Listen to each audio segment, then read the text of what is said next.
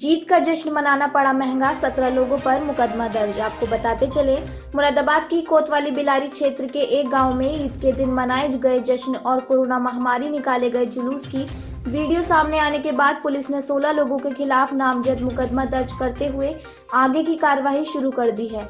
नामजद किए गए लोग सत्तारूढ़ पार्टी के समर्थक बताए जा रहे हैं।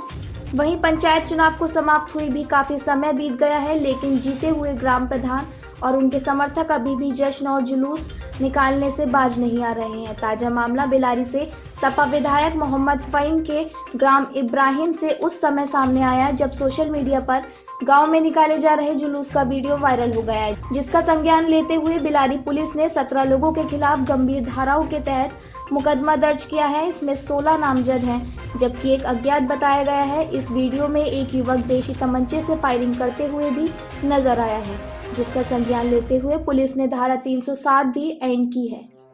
क्या नाम है?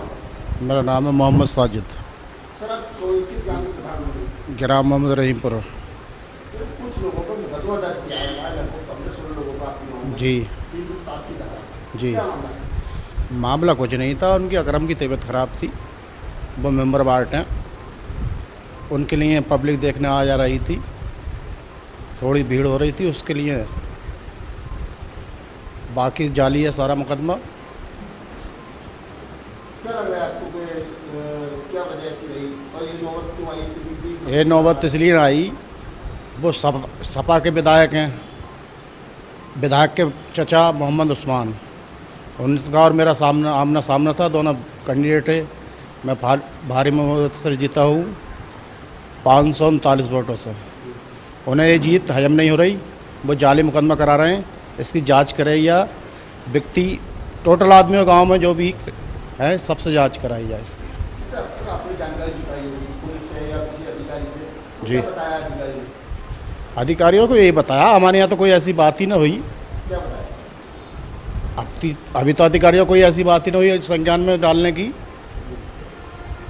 क्या लग रहा है कि कोई राजनीतिक मामला है? हाँ, राजनीतिक मामला है। हम बीजेपी में जुड़े हुए हैं, वो सपा वाले हैं,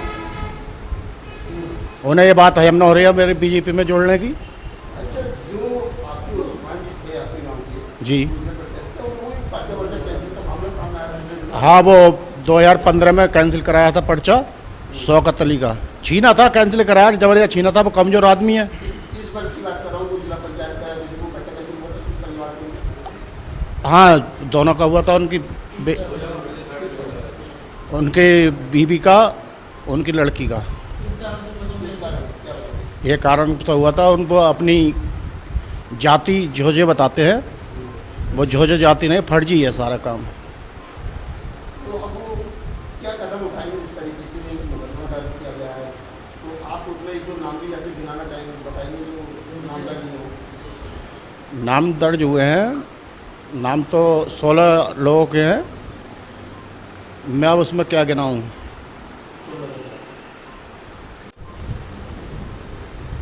मेरे संज्ञान में आया है कि इसमें कल रात मुकदमा पंजीकृत करा गया है।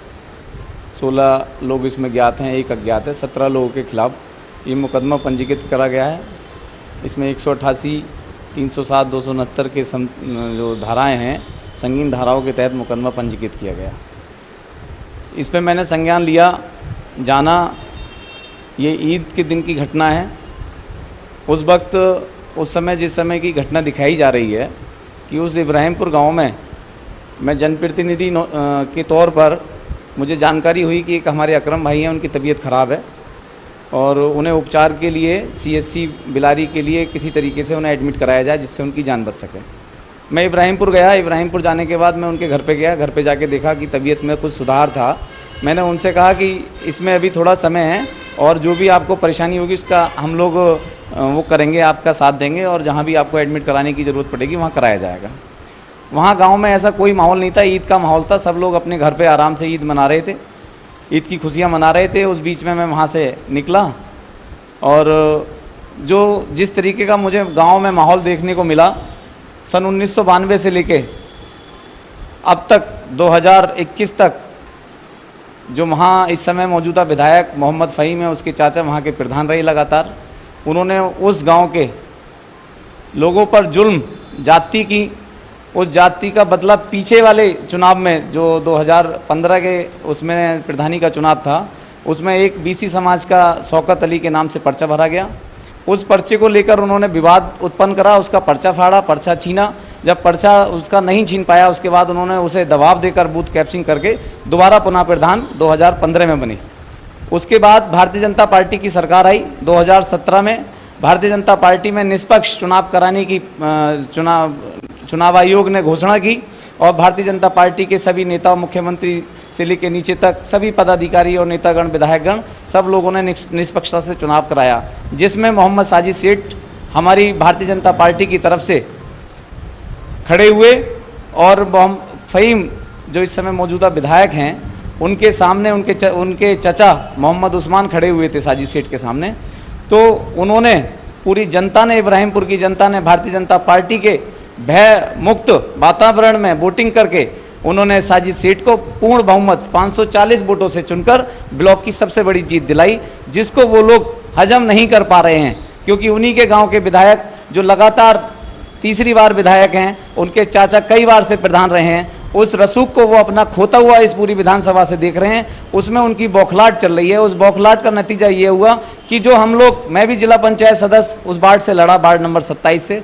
उस गांव में मेरे वार्ड नंबर 27 में वो उस्मान भी उस वार्ड से, उन्होंने एक प्रत्याशी अपना उतार रखा था जिला पंचायत में। वो 23 वोट से मुझसे हारा भारतीय जनता पार्टी से, समाजवादी का कैंडिडेट, और मुझे 681 मिले, उन्हें 666 वोट के समथिंग। उसमें जिला पंचायत में भी वहाँ भारतीय जनता पार्टी की जीत हुई।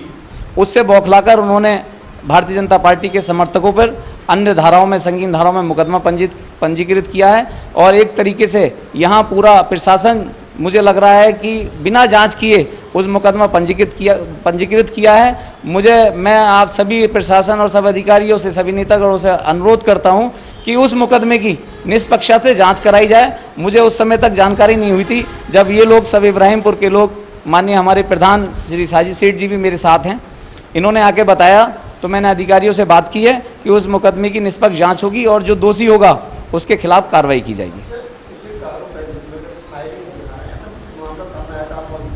नहीं, फायरिंग मेरे सामने, कोई जुलूस, कोई भीड़ मेरे सामने कोई एकत्र नहीं हुई थी।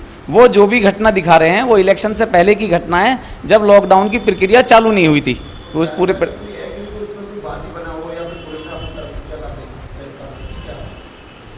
इसमें पुलिस द्वारा वादी SI प्रवीण कुमार हैं, सहसपुर चौकी इंचार्ज इसमें वादी हैं।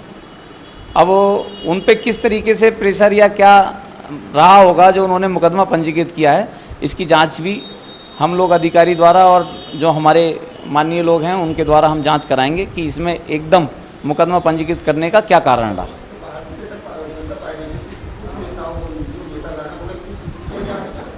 जी,